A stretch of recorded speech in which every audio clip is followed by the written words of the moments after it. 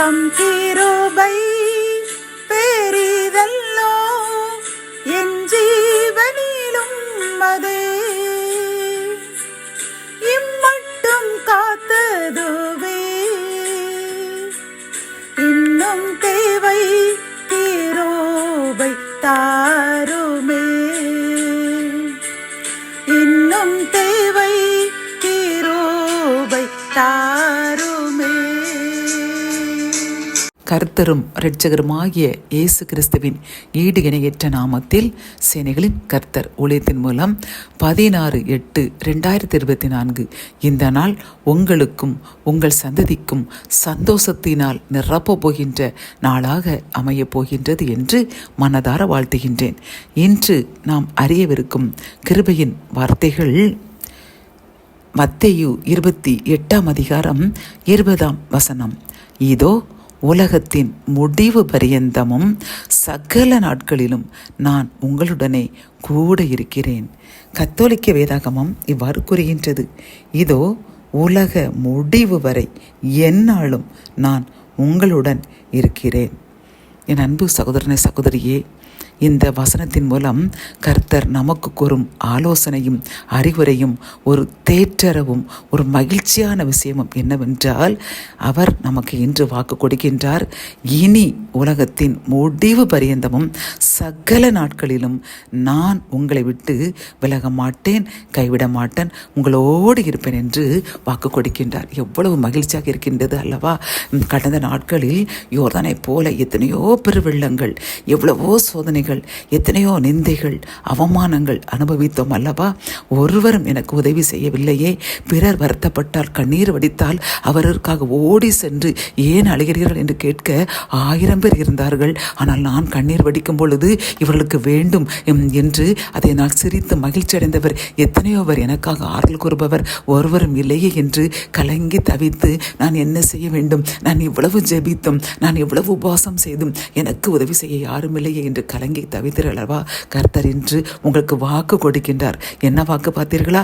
உலகத்தின் சகல பரியந்தமும் முடிவு பரியந்தமும் சகல நாட்களிலும் நான் உங்களுடன் இருக்கிறேன் என்று கூறுகின்றார். இனி கவலை வேண்டாம், இனி கலக்கம் வேண்டாம். என் அன்பு சகோதரனே சகோதரியே, உலக மனிதர்கள் நமது வலதுபுறமும் இடதுபுறமும் இருக்கும் பொழுது கர்த்தர் நம்மை விட்டு விலகி சென்று விடுவாராம்.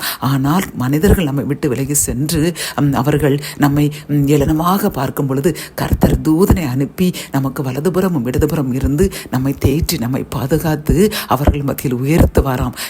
இப்படி இன்று நமக்கு வாக்கு கொடுக்கின்றார். இனி ஏன் கலங்க வேண்டும், இனி ஏன் கவலைப்பட வேண்டும்? உலக மனிதர்கள் நம்முடன் இருந்தால் அவர்கள் என்ன செய்ய முடியும்? நம் உயிரை பாதுகாக்க முடியுமா? முடியாதல்லவா? கர்த்தர் நம்முடன் இருந்தால் மட்டும்தானே நமது உயிரை பாதுகாக்க முடியும், நமக்கு ஆசீர்வாதங்களை தர முடியும், நம்முடைய நிந்தையும் அவமானத்தை நீக்கி நம்மை உயர்த்த முடியும். ஆகவே கர்த்தர் இன்று கலங்கி நின்ற நமக்கு கொடுத்த வாக்குத்தத்தம் சகல நாட்களும் அவர் நம்மோடும் இருப்பாராம். ஆகவே இன்றிலிருந்து என் அன்பு சகோதரனை சகோதரியே, நீர் கண்ணீர் வடிக்காதே. கண்ணீர் வடிக்காமல் மகிழ்ச்சியோடு இரு. உலக மனிதர்கள் என்னை என்னவும் கூறட்டும், என்ன நிந்தைகள் கூறட்டும், என்ன அவமானங்கள் கூறட்டும், என்னை விட்டு கடந்து செல்லட்டும். ஆனால் கடந்து செல்லாத, எப்பொழுதும் என்னுடன் வலதுபுறமும் இடதுபுறமும் வீற்றிருக்கின்ற என் தேவன் அவர் தூதரை எப்பொழுதும் எனக்கு முன்பாக அனுப்பி உள்ளேன் என்று வாக்கு கொடுக்கின்றார். ஆகவே நான் இந்த உலக பிரகாரமான மக்களை நான் எட்டியே பார்க்க மாட்டான் என்று நீங்கள் உறுதியுடன் மகிழ்ந்து கலிகூறுங்கள். கர்த்தர் பெரிய காரியங்களை இன்றிலிருந்து உங்களுக்கும் உங்கள் சந்ததிக்கும் தந்து கலங்கி கண்ணீருடன் நிந்தையுடன் அவமானத்துடன் நான் இனி வாழ வேண்டுமா என்று திகைத்த உங்களுடன் இருந்து உங்களை மேன்மைப்படுத்துவார். உங்களை நிந்தித்த அவமதித்த இந்த உலகத்தின் மத்தியில் உங்களையும் உங்கள் சந்ததியையும் உலகத்தின் முடிவு பரியந்தமும் சகல நாட்களிலும் உங்களோடு இருந்து உங்கள் தப்பித்து உங்களை கனப்படுத்தி உங்களுடன் இருப்பதை நிரூபித்து காட்டுவார். ஆகவே எழுந்திருங்கள், கவலையை விடுங்கள், கண்ணீரை விடுங்கள், கர்த்தருக்கு நன்றி கூறுங்கள். ஜெபம். என் அன்பு தகப்பனை, இந்த அருமையான ஒரு வசனத்தின் மூலம் அப்பா, உலகத்தின் முடிவு பரியந்தமும் சகல நாட்களில் நீர் எங்களோடு இருப்பேன் என்று தந்த இந்த வாக்குறுதிக்காக கோடானு கூட நன்றி அப்பா. அப்பா, கடந்த நாட்களில் எத்தனையோ சகோதரர்கள், எத்தனையோ சகோதரிகள் நிந்தைகள், அவமானங்கள், கண்ணீர்கள், எனக்கு உதவி செய்த யாரும் இல்லை. நான் உதவி செய்த அனைவரும் என்னை விட்டு பிரிந்து சென்று என்னை அவமானமாக என்னை பார்க்கின்றார்கள். என் கண்ணீரை பார்த்து சிரிக்கின்றார்கள். எனக்கு ஏளனமாய் கூறுகின்றார்கள். நான் இனி என்ன செய்வேன்? நான் இனி உலகத்தில் வாழ வேண்டுமா? நான் ஜெபித்து வேதம் வாசித்து உபவாசித்து ஒரு பிரயோஜனம் இல்லையே என்று மனதில் அழுது கொண்டு வெளியே சிரித்து கொண்டு இருந்த அப்பா, எங்களுக்கு நீர் தந்த இந்த ஒரு வாக்குறுதி போதும் அப்பா. நீர் எங்களுடன் வலதுபுறமும் இடதுபுறம் இருந்தால் எங்களுக்கு வேறு எந்த மனிதர்களும் தேவையில்லை ஆண்டவரே. அப்பா, நாங்கள் இனி கலங்க மாட்டோம், இனி கவலைப்பட மாட்டோம் என்று அப்பா இந்த செய்தியை கேட்டு யார் யாரெல்லாம் உற்சாகத்துடன் காணப்படுகின்றார்களோ எங்களுக்காக அப்பா உமக்கு ஸ்தோத்திரம். நீர் கூறியிருந்த வாக்குத்தத்திற்காக நன்றி. உலகத்தின் முடிவு பரியந்தமும் சகல நாட்களையும் நீர் எங்களுடனும் எங்கள் சந்தையுடனும் இருப்பேன் என்ற இந்த ஒரு வாக்குறுதி எங்களுக்கு போதுமாப்பா.